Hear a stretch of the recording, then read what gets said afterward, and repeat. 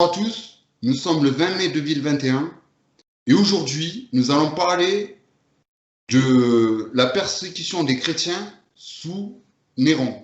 Donc, suite au grand incendie de Rome, on ne va pas revenir et refaire l'histoire de qui est Néron. Suffisamment de sources sont présentes sur Internet, je les mettrai en description de la vidéo pour vous guider sur l'historique. Par contre, nous allons parler des événements qui ont déclenché ces persécutions, donc le fameux grand incendie qui eut à Rome en 64 de notre ère. Et donc, je suis accompagné d'Arnaud Dumouche, qui est théologien et qui a gentiment accepté de répondre à mes questions. Donc, bonjour Arnaud et merci à toi. Bonjour Kevin, bonjour. Et donc, ma première question va être de te demander qu'est-ce qui s'est passé en 64 et qu'est-ce qui a déclenché donc déjà cet incendie, puisqu'il y a plusieurs versions. Donc, Tacite, comme Suétone, nous raconte que apparemment Néron serait instigateur de cet incendie et qu'il même il était en train de jouer de la lyre pendant que Rome brûlait. Donc, on sait qu'il a démarré au Circus Saint-Maximus, je crois, en 64 de notre ère. Et que s'est-il passé? Alors, tu dois savoir que Rome, à cette époque-là, donc vers les années 64 après Jésus-Christ, est une ville de briques. C'est aussi une ville avec des petites rues entassées, des rues, tu sais, qui sont en encorbellement comme ça. C'est-à-dire que les étages se rapprochent, plus tu montes, et on peut dire que vraiment, c'est une ville qui respire peu, c'est une ville très populaire, extrêmement peuplée. Et les gens, à cette époque-là, évidemment, ils font la cuisine avec des feux de bois, des choses comme ça. Donc c'est une ville qui est toujours en danger. Il y avait déjà eu des incendies comme ça. Il y avait un service de pompiers qui était installé, mais avec les moyens de l'époque. Ça veut dire des seaux, des choses comme ça. L'incendie est déclaré alors que Néron n'est pas à Rome. Il est à Ostie, je crois. Il est en villégiature. Et il apprend que l'incendie s'est déclaré. Et comme il y a une tempête de vent, les pompiers s'y sont immédiatement attelés pour l'arrêter. Eh bien, personne n'arrive à l'arrêter. Le vent souffle, souffle. On essaye de faire des îlots, tu sais, des espèces de destruction de maisons pour que d'autres quartiers ne prennent pas feu. Mais rien va n'y faire. Néron va revenir à Rome et on va le voir qu'il organise pendant tout un certain temps eh bien, les pompiers pour qu'on puisse vaincre l'incendie. Mais effectivement, il semblerait qu'à un moment donné, quelqu'un l'ait vu le soir alors qu'il retournait dans son palais et que là, il ait observé la beauté de l'incendie de Rome dans la nuit et qu'il ait proclamé un poème, ce qui a profondément choqué les Romains quand ça s'est su. Il y a eu d'autres bruits qui ont couru, mais tu vois, c'est le problème des rumeurs. Les rumeurs de la population quand elle est face à un grand malheur. J'ai remarqué, c'est plus fort que nous. On n'arrive pas à se dire que ça peut être un accident. On est toujours dans une sorte de théorie du complot.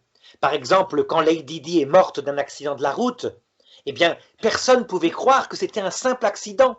Et les gens se disaient, il y a forcément eu... Alors on a inventé une théorie comme quoi la reine d'Angleterre l'avait fait tuer parce qu'elle était enceinte d'un arabe. Enfin, toutes sortes de choses ont été inventées.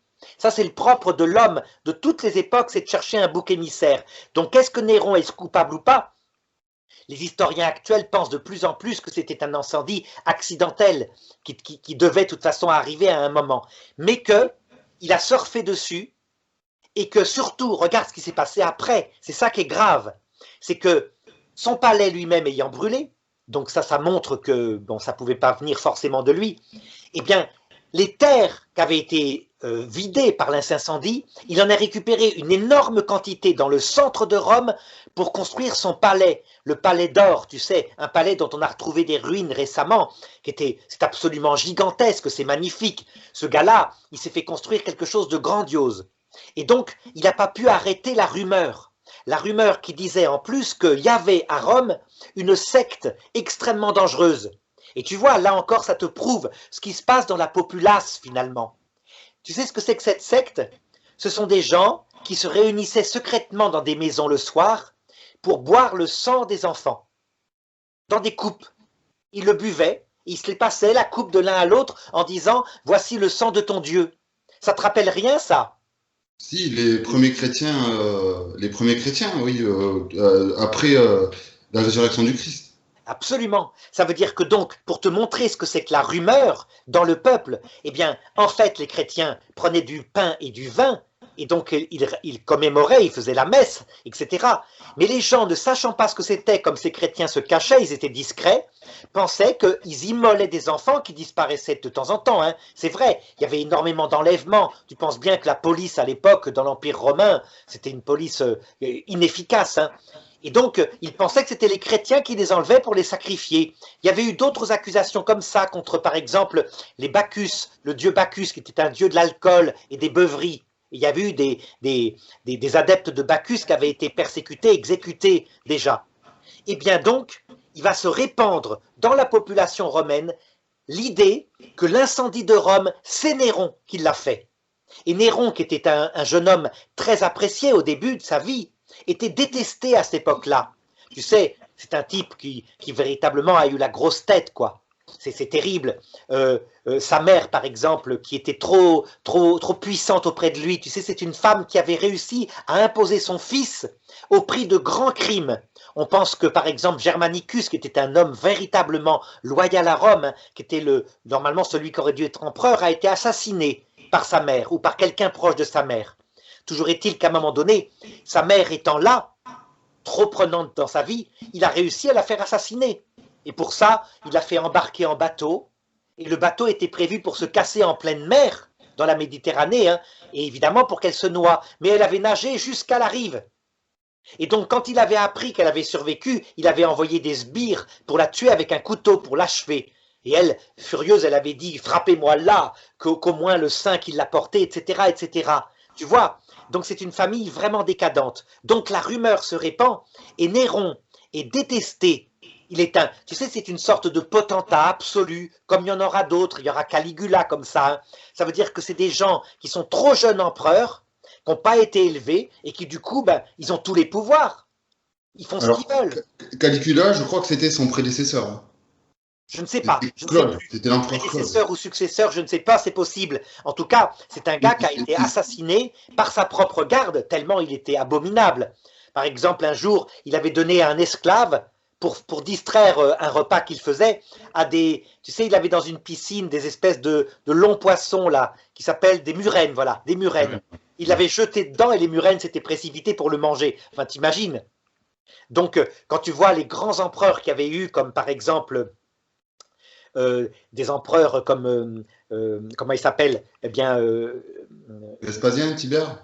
Non, ça c'est plus tard, c'est juste après la mort de Néron. Mais avant, il y avait eu Auguste, voilà, je cherchais, Jules César qui n'a jamais été empereur, mais qui était vraiment, tu vois, un homme civique romain. Il y avait eu donc Auguste, et bien lui c'était de la famille d'Auguste. Et tu vois comment, en quelques années, il y avait une dégradation dans la royauté qui se transmettait de génération en génération. Par contre, les écrits de Suétone, comme de Tacite, nous disent donc que, tu vois, tu nous parles donc de cette secte qui est notre foi catholique, qui disent que c'est ça l'élément déclencheur du coup de la persécution des chrétiens qui vont suivre. Oui, parce qu'ils disent que Néron, sentant qu'il était accusé, alors lança un contre-feu et se mit à accuser justement, il fallait un bouc émissaire à sa place, se mit à accuser cette secte qui était dans Rome, que les gens méprisaient ou dont ils avaient peur, les chrétiens.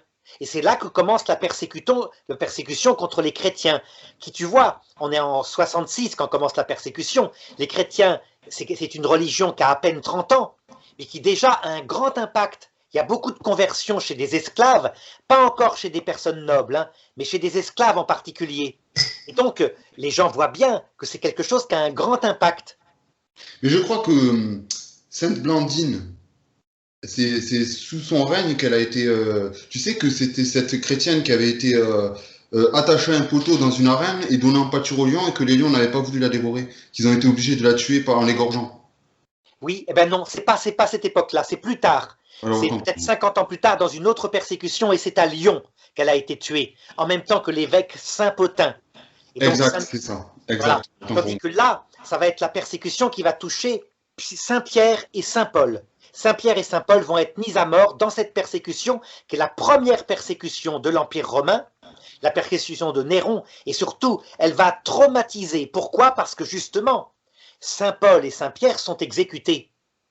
Donc Saint-Paul, lui, qu'est-ce qu'il en est de son rôle? il a demandé à aller à Rome pour s'expliquer une deuxième fois. Donc il a été emmené à Rome comme il était citoyen romain, et donc il est en prison. Il a prêché longtemps, hein. Et puis là, vraiment, on doit juger pour voir ce qu'il est, mais bon, il risque d'être libéré une fois de plus. Tandis que Saint-Pierre, lui, il a fini par rejoindre Rome pour, justement, eh bien, parce que l'Église en avait besoin. Au départ, il y avait eu un autre évêque à Rome qui s'appelait Lin, mais Lin s'était retiré au profit de Pierre, forcément, puisque Pierre était un apôtre, et de Paul. Et donc l'évêque de Rome, à cette période-là, c'est Saint-Pierre. Quand la persécution commence, elle est terrible. Ça veut dire qu'évidemment, ils essayent d'arrêter les chrétiens, ils essayent d'arrêter en particulier les autorités chrétiennes. Donc Saint-Pierre a une idée. Il se dit, moi, puisque je suis poursuivi, autant que je quitte Rome, habillé en mendiant. Comme ça, je pourrais être utile à l'Église. Je reviendrai discrètement plus tard, à la fin de la persécution. Et c'est là que la légende raconte, parce que ce n'est pas dans les Actes des Apôtres, mais c'est certainement vrai, qu'en sortant de Rome, il s'était déguisé en mendiant, il a vu le Christ qui remontait vers Rome, et il lui a dit, tout effrayé, tout stupéfait, « Quo vadis, Domine? Où vas-tu, Seigneur ?»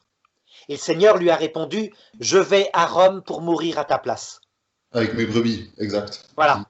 Et là, tout honteux, penaud, il est retourné dans Rome, et là, il s'est occupé de l'église de Rome. Il a fini par être arrêté. Donc tu vois, la persécution a été terrible. C'était les jeux du cirque, donc c'était habituel, hein. Tu sais, dans les jeux du cirque, très souvent, on livrait à la foule, qui était une foule barbare, qui était excitée par le sang, on lui livrait des spectacles. Par exemple, si on pouvait avoir une femme de criminel ou une femme criminelle, qu'on pouvait la mettre toute nue dans l'arène. Pardon, vas-y. Qu'on pouvait la mettre toute nue dans l'arène et après éventuellement la livrer à des animaux sauvages, on faisait ça sans problème. Là, en l'occurrence, ils vont trouver, parce que tu sais, ils avaient beaucoup d'imagination pour ces jeux cruels.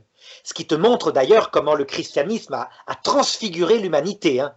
Eh bien, ils avaient attrapé des jeunes chrétiennes, des esclaves en particulier, et elles étaient attachées à des poteaux tout au long du cirque, le cirque où étaient les jeux qui étaient donnés pour la persécution. Et donc, elles étaient là, habillées avec un vêtement qui était, tu sais, imbibé d'huile et de soufre, et on devait les allumer le soir pour éclairer la scène. Elles restaient comme ça dans la journée, et le soir, quand la nuit était tombée, pour qu'on continue les jeux, on les allumait. Et ça éclairait, et c'était amusant parce qu'elles couinaient, enfin tu vois, c'était abominable. C'est ça les jeux du cirque, hein. Donc, les gens étaient d'ailleurs, les femmes avaient souvent l'interdiction d'y assister parce qu'elles étaient scandalisées beaucoup plus que les hommes. Et les hommes, eux, ben, tu imagines, il y avait du vin, il y avait de l'alcool, des hurlements, des ricanements, etc. Et j'ai lu aussi donc dans ces sources-là que Néron a fait procéder à des milliers et des milliers de crucifixions aussi. Parce que c'était justement la méthode de mise à mort à ces époques-là. Alors, peut-être pas des milliers de crucifixions parce que l'église était petite, mais psychologiquement, c'est comme si, ça veut dire que, mettons, on ne sait pas trop le nombre de morts qu'il y a eu. Est-ce qu'il y en a eu 300, 450, etc. On ne sait pas trop. Des milliers, ça m'étonnerait. Enfin, pourquoi pas, l'église, elle grandissait très vite, hein. Mais par contre, psychologiquement, ça a été ressenti comme ça, au point que Néron est devenu, dans les Écritures, pour Saint Jean qui a écrit l'Apocalypse, le symbole de l'Antéchrist. L'Antéchrist, ça veut dire celui qui persécute l'Église cruellement. Et c'est là qu'on va aborder les problèmes théologiques de la permission de Dieu par rapport à cet homme-là qui a persécuté. Par contre, Saint Paul, lui, étant citoyen romain, a donc été décapité. Quant à Pierre, il est revenu, et puis lui, effectivement, on l'a crucifié. Mais il était tellement devenu modeste, tu sais, il était absolument sans illusion sur lui. Il avait renié plein de fois, il se connaissait, quoi. Saint-Pierre, son défaut, c'est qu'il est courageux, mais dans l'instant. Faut pas le chercher avec des trucs qui durent. Oui, parce que j'ai lu sur lui que c'était un des apôtres les plus durs, justement, les plus bourrus, et que notamment entre Saint Paul et Saint Pierre, au début, quand Saint Paul avait commencé son apostolat, il y avait des conflits théologiques récurrents entre les deux apôtres, justement. Oui, il y a eu des conflits, mais des conflits qui étaient plutôt des discussions. Par contre, Saint Paul n'a pas hésité à le reprendre en face quand il l'a vu, c'était son défaut, je te l'ai dit, il n'arrivait pas à durer. Rappelle-toi, il a renié Jésus parce qu'une petite servante lui avait dit « Toi, t'as l'accent galiléen, t'étais avec eux. » Non, j'étais pas avec eux. Oui. Lui qui, un quart d'heure plus tôt, prenait l'épée pour défendre Jésus. Oui, Il a un gros problème avec les jeunes filles, il a un gros problème aussi quand ça dure. Et donc, par exemple, il avait été au Concile de Jérusalem, hein, il avait dit oui, la loi de Moïse, il ne faut pas l'appliquer, maintenant c'est fini, le Christ a tout réalisé. Mais quand il a fallu appliquer la règle, il n'était pas capable. Donc il appliquait la loi de Moïse et il se promenait en tenue juive, etc., avec les juifs, au point qu'un Saint Paul l'a surpris un jour et là lui a dit en face, hein, tu te mets dans ton tort. C'est raconté dans une épître. Hein. Il le dit, je l'ai repris en face devant tout le monde. mais c'était pas aussi le Seigneur qui, déjà, qui lui disait ce que j'ai déclaré pur, ne le déclare pas impur, en ne voulant pas, justement, je crois que c'était soit une viande qui était imbibée de sang, ou soit du cochon, parce qu'à Oui, tout l'époque, à les fait. Juifs ne devaient pas en manger. Et Tout le à fait. Christ lui a dit ce que j'ai déclaré pur, ne le déclare pas impur. Absolument. Et ça portait donc sur la nourriture, qu'on pouvait tout manger, mais ça portait aussi sur le fait qu'on pouvait maintenant évangéliser les païens, pas seulement les juifs. Et donc il a compris pour ce qui est des païens, mais pour ce qui est de la nourriture, il l'avait bien compris, puisque la loi du Concile de Jérusalem l'admettait, mais il n'arrivait pas à le vivre. Ce qui te montre son tempérament. Eh bien, Jésus l'a pris tel qu'il était, avec ses qualités, ses défauts. Et simplement, à la fin de sa vie, tu vois, ben, il était devenu tout humble. Parce qu'à force de trahir, de tomber, etc., eh bien, à force, comment te dirais-je, il était devenu humble. Et donc, il a demandé humblement aux soldats qui étaient là, parce qu'il y avait plusieurs positions pour être crucifié, tu vois, apparemment, dans tous les sens. Hein. Tu sais, les Romains, ils s'amusaient, quoi. Donc, il n'y avait pas que la crucifixion comme Jésus. Quelquefois, c'était la tête en bas, la tête en haut, sur le côté, sur une croix en X, etc. Donc, lui, il a demandé par humilité à être crucifié la tête en bas, parce qu'il n'était pas digne de mourir comme son Seigneur. Et c'est pour ça que la croix de Saint-Pierre, qui est une croix à l'envers, n'est pas la croix du démon, hein, comme le disent les évangéliques. C'est la Non, croix de Saint-Pierre. Voilà. c'est justement le démon se l'accapare à lui pour nous tromper, pour mieux nous piéger. Il y avait un autre sujet, j'avais une question, parce que tu vois, tu me dis que Saint-Pierre, donc premier pape de notre Sainte Église, tu sais, était de nature un peu à baisser les bras, à trahir, à trahir, à trahir. Pourtant, c'est pas à lui que justement notre Seigneur avait dit quand tu seras revenu donc de ta trahison, tu confirmeras tes frères dans la foi. Oui, tout à fait. Ce qui veut dire que reposait sur Saint-Pierre un charisme particulier qui repose toujours pour nous catholiques sur tous les papes, quand ils confirment la foi, quand ils disent il faut croire ceci, il faut croire cela, il y a un charisme d'infaillibilité. Ils sont protégés, c'est-à-dire qu'ils ne peuvent pas proclamer une vérité qui serait une hérésie. Et ça, c'est fantastique parce que on constate effectivement que tout au long de l'histoire, tous les grands archevêchés ont eu des hérétiques, sauf Rome. Il y a eu des papes qui ont été criminels, qui ont été vulgaires, qui ont été pédophiles, etc. Mais il n'y a pas eu de pape hérétique. Comme disait Jésus, faites ce qu'il vous dit, ne faites pas forcément ce qu'il vous fait. Oui, enfin, tu dis ça, mais le cas Borgia, Oui, tout à mais, fait. Le cas Borgia, c'est typique. C'est un pape, si tu veux, c'est pas le pire. Hein. C'est un pape qui a été mis en avant par les protestants. Il avait simplement eu une maîtresse quand il était évêque. Il oui, avait eu des enfin, enfants. on disait aussi qu'apparemment, excuse-moi du langage, mais il se tapait une de ses filles. Non, justement, ça c'est une légende venue des Anglais, des protestants anglais. Mais sa fille, c'est pas ça. Sa fille, la pauvre petite qui a été méprisée, qui s'appelait Lucrèce, et qu'on a dit être une Messaline, c'est-à-dire une criminelle, c'est une pauvre jeune fille qui était objet de mariage par lui, c'est-à-dire qu'il l'a mariée avec un seigneur. Et puis le problème, c'est que César Borgia, son fils, quand le seigneur en question n'était plus utile, ben, il l'assassinait.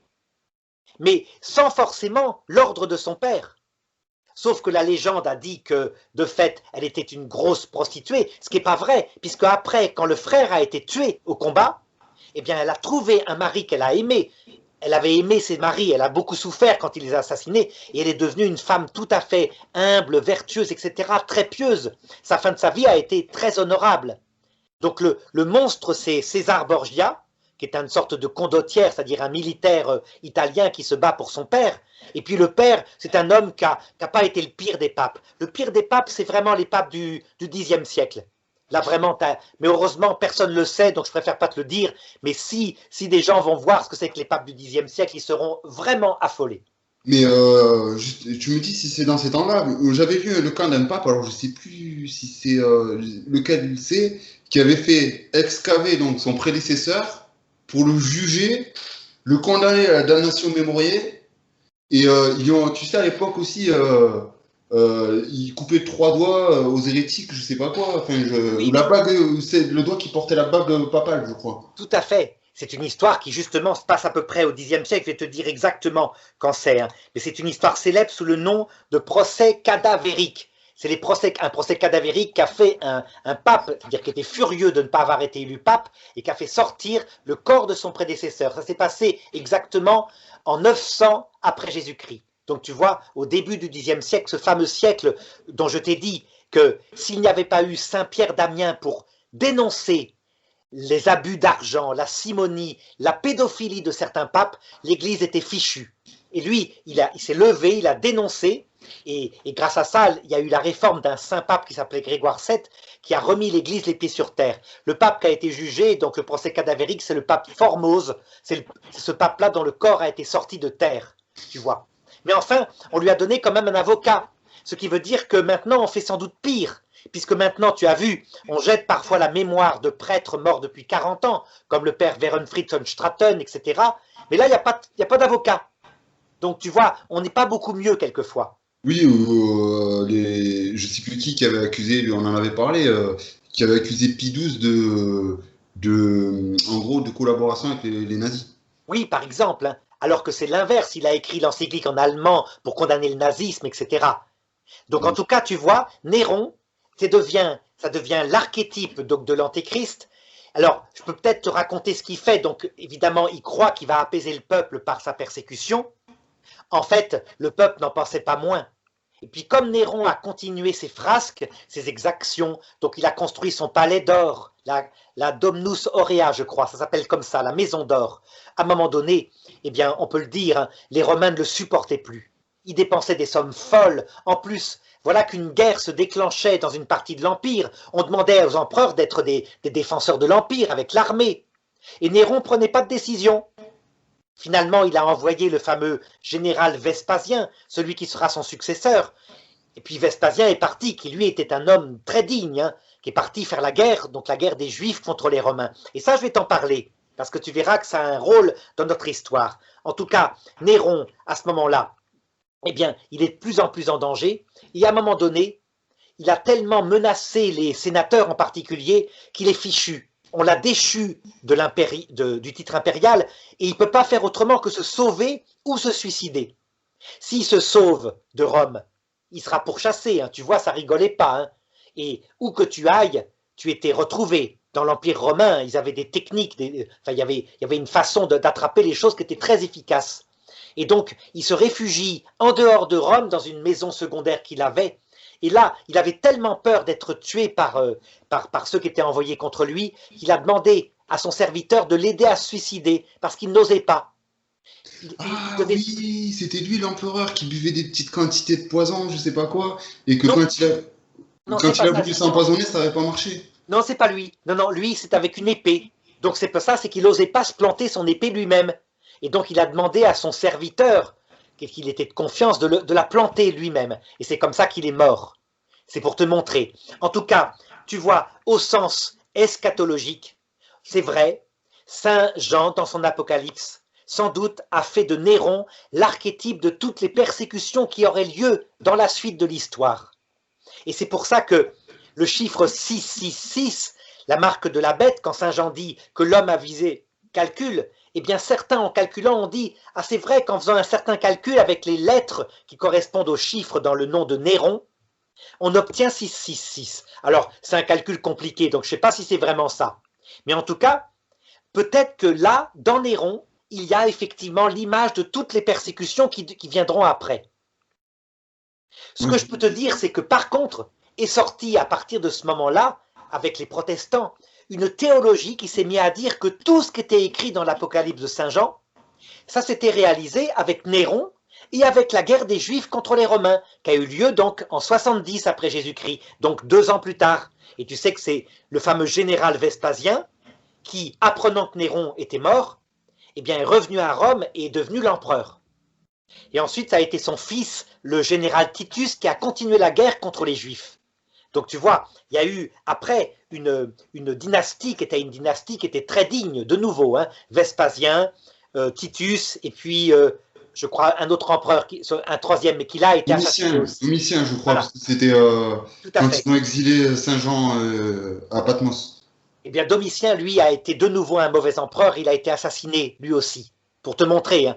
Donc, c'était pas fameux ce système d'empereur qui se donnait comme ça le pouvoir.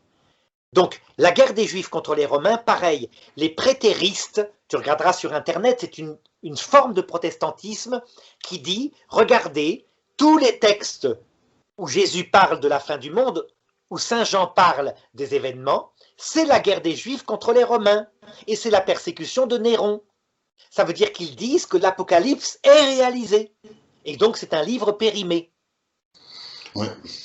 Alors, Sauf qu'il nous est marqué dans ce même livre que c'est pour tous les peuples, tous les temps et tous les lieux. Donc, c'est pas marqué textuellement, mais c'est évident. oui. Un livre de l'écriture peut pas être périmé. C'est pour tous les temps, tous les lieux.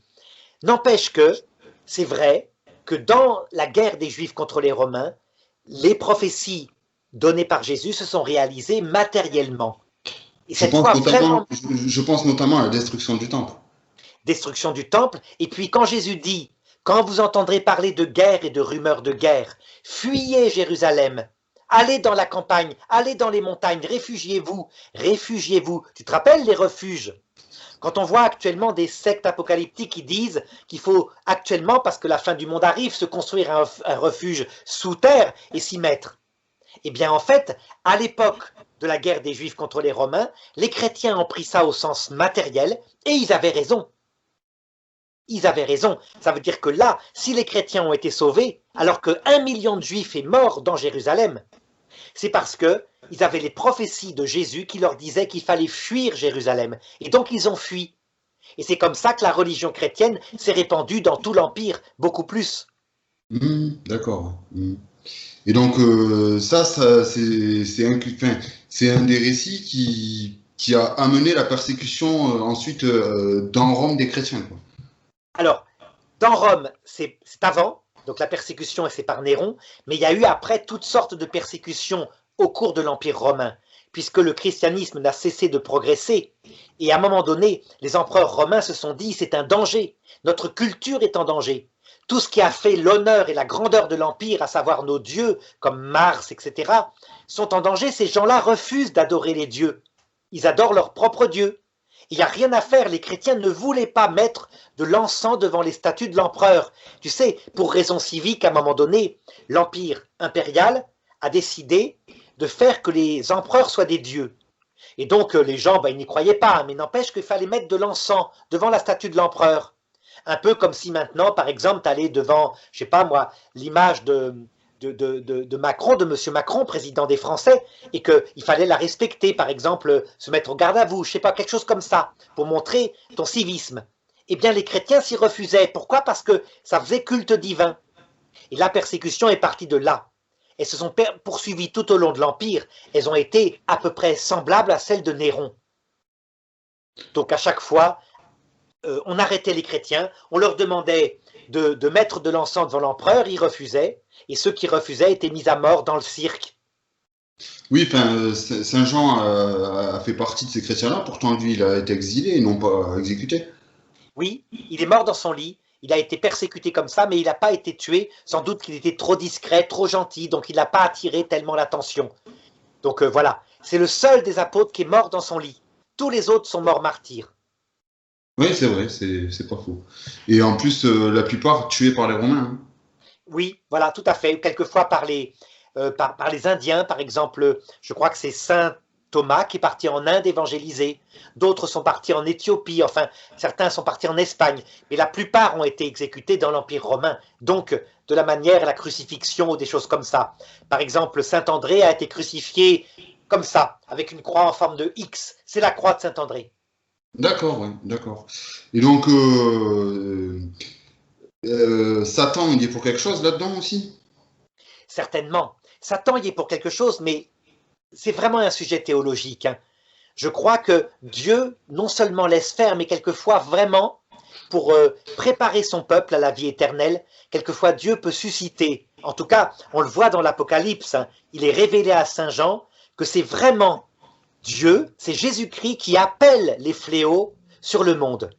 Alors il y a évidemment les fléaux qui tombent sur les habitants de ce monde, donc sur les païens, les gens comme ça qui ne pensent pas à la vie après la mort. Là, les fléaux sont simplement par la vie, une vie qui se termine par la mort, et donc c'est difficile, quand tu es installé sur terre, de mourir. Mais sur les chrétiens aussi. Sauf que le martyr des chrétiens a un autre rôle. Je crois vraiment que c'est un martyr de compassion. Ça veut dire qu'en fait, un peu comme saint Paul, les chrétiens étaient appelés à prendre sur eux les souffrances des petits frères qui n'étaient pas encore chrétiens. Et donc c'est vrai, quand on les voyait dans les jeux du cirque, les Romains ont commencé à être stupéfaits, parce que d'habitude, tu sais, quand on attrapait des gens comme ça, une foule qui avait suivi un gourou, je sais pas quoi, les gens étaient terrorisés. Ils étaient là, ils pleuraient, ils hurlaient, ils faisaient pipi, ils faisaient caca dans le... Enfin, tu imagines, la terreur, quoi. C'est comme ça, hein. Les chrétiens y allaient joyeusement, paisiblement. Et même, ils étaient souriants et ils priaient ensemble. Ils ont constaté ça très très vite, le soutien qu'il y avait entre eux et puis la joie qu'ils avaient quand ils affrontaient la mort. Si bien que, au cours des siècles, plus les Romains tuaient des chrétiens, plus les gens devenaient chrétiens. Parce qu'ils admiraient cet héroïsme-là, si tu veux. Quand tu vois quelqu'un comme Sainte Blandine, dont tu me parlais tout à l'heure, qui était une petite esclave, qui avait 14 ou 15 ans, qui était très fragile, hein, au point que sa maîtresse se disait « mais elle est tellement fragile, tellement sensible, tu sais, elle pleurait pour un rien, jamais elle pourra affronter un lion dans le cirque à Rome. » Eh bien, quand il a fallu souffrir pour le Christ, elle était plus forte que tout. Au début, on lui a mis un lion, et le lion n'a pas voulu la manger. Elle était là, elle était debout, et il y avait la foule qui hurlait, Et il qui faut préciser admirait. que, excuse-moi, mais il faut préciser aussi que le dit lion qui a été lâché dans cette arène pour la dévorer, ils l'ont affamé pendant des jours et des jours avant de le lâcher dans l'arène. Et oui, normalement, il aurait dû se jeter sur elle tout de suite. C'est comme ça. Eh ben non, il l'a pas attaqué du tout. Du coup, elle est revenue dans sa cellule où il y avait la famille de ses maîtres qui étaient là, qui l'ont admiré, qui ont dit vraiment bravo, bravo. Et elle disait, ce n'est pas moi qui ai peur, c'est pas moi, c'est le Christ qui souffre pour moi. La deuxième fois, ils l'ont livrée à un taureau. Ils l'ont enfermée dans un espèce de filet. Elle était comme ça, tu sais, dans l'arène, debout, et ils ont lâché un taureau sauvage qui évidemment l'a vue et qui lui s'est précipité sur elle, qui l'a projetée en l'air un nombre de fois incroyable. Et puis là, elle était blessée, très gravement blessée. Elle a été ramenée une fois de plus vivante et elle est morte quelques heures plus tard. D'accord, ouais, ouais, ouais. Tu vois, on peut dire que les petites filles comme ça, les petites vierges comme Sainte Agnès, Sainte Cécile, Sainte Anastasie, Sainte Blandine, étaient plus courageuses que des gladiateurs, avaient moins Sainte-Cécile peur de aussi. la mort. Donc ça les impressionnait. Sainte-Cécile aussi, non? Alors Sainte Cécile n'a pas été tuée dans le cirque puisque c'était une jeune fille de la noblesse romaine, mais elle a été exécutée par son propre père. C'est-à-dire que Ouais, son c'est ça. père, qui voulait la marier de force avec un type pour ses affaires, elle refusait. C'était donc un crime de lèse-majesté, puisque le père dans l'Empire romain était un peu comme les pères actuellement au Pakistan. Ils ont droit de vie et mort sur leurs enfants. Et donc, il l'a fait d'abord torturer, et puis il l'a décapité, enfin il a essayé, il l'a frappé avec un glaive de lui-même. Et puis tu sais pas quoi, c'est fantastique.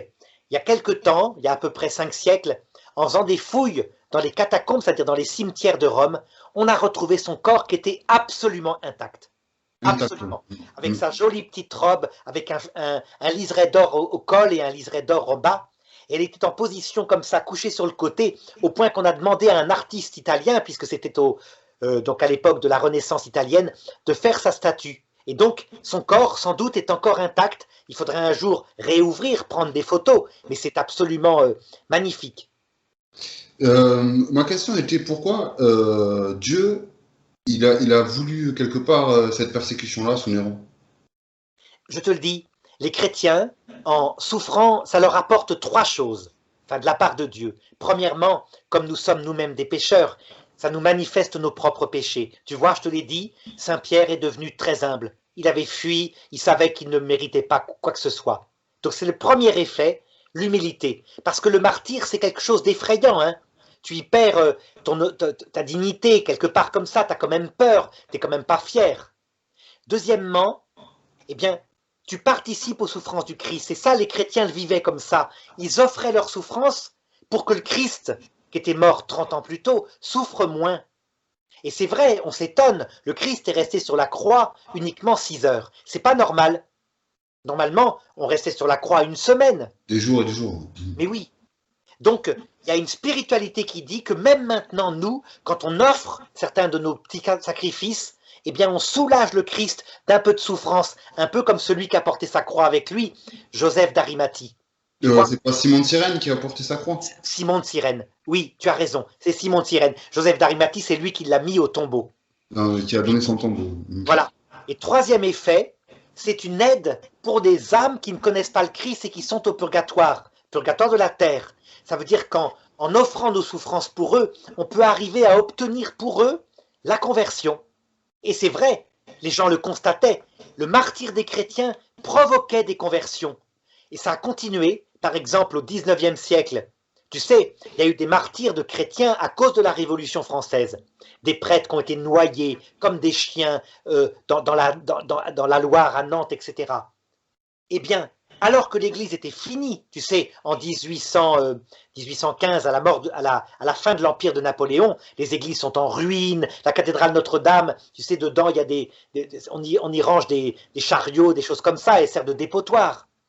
Eh bien, il va y avoir là un renouveau de l'Église, mais absolument unique, qu'on n'a jamais vu, qui va durer tout le XIXe siècle, au point que c'est l'Église de France et de Belgique, celle qui avait été en particulier conquise par Napoléon, qui ont quasiment évangélisé le Tonkin, la Chine, tu vois, les Inuits, jusqu'au Papouasie. C'est le plus grand mouvement missionnaire en Afrique, etc., qui s'est passé à cette période-là.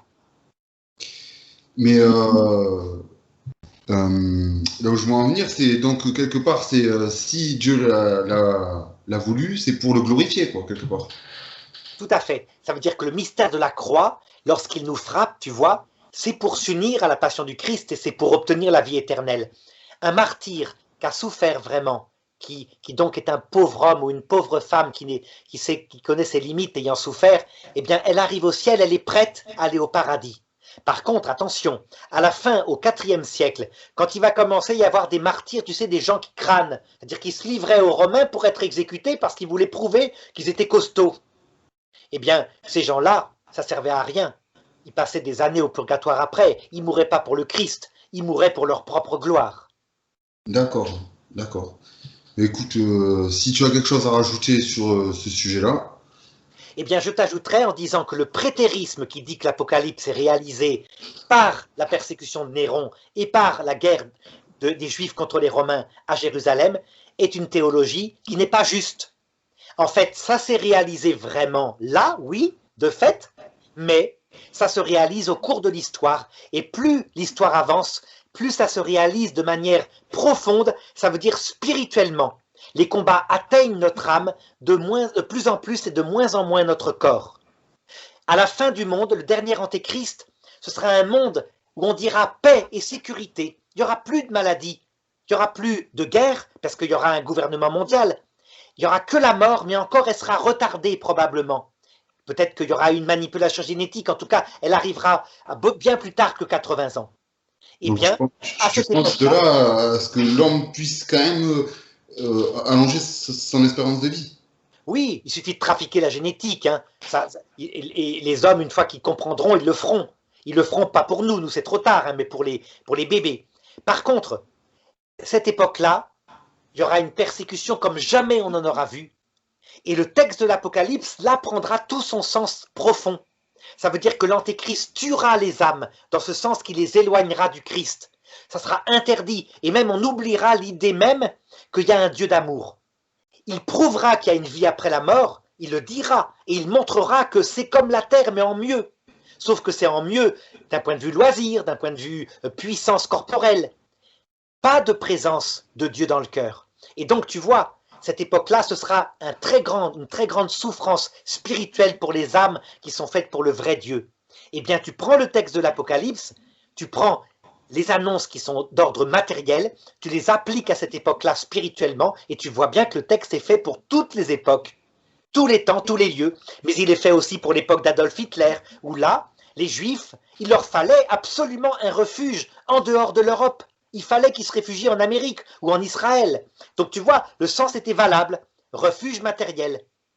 Mais maintenant, persécution contre l'Église, le refuge, c'est quoi? Est-ce que c'est de maintenir notre vie dans une grotte sous terre avec des boîtes de conserve? Ou est-ce que c'est maintenir notre vie spirituelle en faisant du cœur de Marie, qui est resté fidèle à la croix, notre modèle? Bien Oui, sûr, je disais tout à l'heure, c'est le Sacré-Cœur du Christ. c'est le cœur du Christ, le cœur de Marie, parce qu'elle nous montre le comportement qu'on doit avoir quand tout semble perdu. Et comme je te dis, le dernier antéchrist, tout semblera perdu, la foi aura semblé avoir disparu du monde. Eh bien, ceux qui seront croyants à cette période-là, c'est ceux qui seront dans le refuge du cœur de Marie, qui imiteront Marie le samedi saint, quand il n'y avait plus qu'elle qui croyait. Et donc, tout ce qu'on raconte sur Néron, qu'est-ce que tu dirais, mythe ou réalité? Réalité, réalité qui annonce symboliquement toutes les persécutions au cours de l'histoire. Ça veut dire qu'à un moment donné, un homme fragile peut être excité par le démon, qui par faux témoignage peut provoquer une persécution contre soi. Une persécution qui va soit dans une mort sociale, c'est ce qui se passe actuellement, on peut mourir socialement quand on proclame sa foi, ou alors une mort physique. C'est par exemple si on va proclamer sa foi, mettons, au Pakistan. Là, évidemment, on va être attrapé et condamné à mort, hein, tu vois. Mais en Europe, il y a une vraie mort sociale quand on est chrétien, véritablement. Et ça dure depuis 200 ans. Ça veut dire que quand tu dis ta foi chrétienne, tu es forcément en dehors du politiquement correct de l'époque depuis 200 ans. Et donc forcément, tu es méprisé. Par contre, évidemment, à ton avis actuellement, est-ce que être témoin du Christ, c'est dire qu'on est contre le nazisme ou c'est dire qu'on est contre l'avortement? On est contre le nazisme. Mais non, c'était le dire en 40. Oui, enfin, mais l'avortement, c'est... moi, déjà, de base, je suis contre.